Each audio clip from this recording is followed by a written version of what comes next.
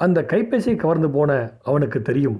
கூட்ட நெரிசல் மிக்க அந்த சமயத்தில் சுதாரித்து அவனை பிடிப்பதற்குள் எப்படியும் எகிறி குதித்து சாலையில் ஓடி ஜன்னல் நெருக்கடியான சந்தில் புகுந்துவிட்டால் பின் அவனை பிடிப்பது யாருக்கும் அத்தனை சுலபமில்லை என்பது.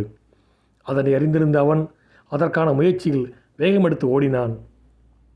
அவன் சாலை கடக்கும் சமயம் பார்வையற்ற ஒருவன் குறுக்கே வர அவன் கையில் இருந்த கைப்பிடி கம்பில் கால் இடறி தடுக்கி விழுந்தான் கையில் இருந்த அலைபேசியுடன். அவன் விழுந்த வேகத்தில் அவன் கையில் இருந்த அலைபேசி அருகில் இருந்த சாலை தடுப்பில் பட்டு வெடித்து தெரித்தது. ஆம், வெடித்து தெரித்தது. அப்போது எழும்பிய புகை மண்டலம் வெடித்தது ஒரு ஆளை கொல்லும் அளவு சக்தி வாய்ந்த குண்டு என உணர்த்தியது.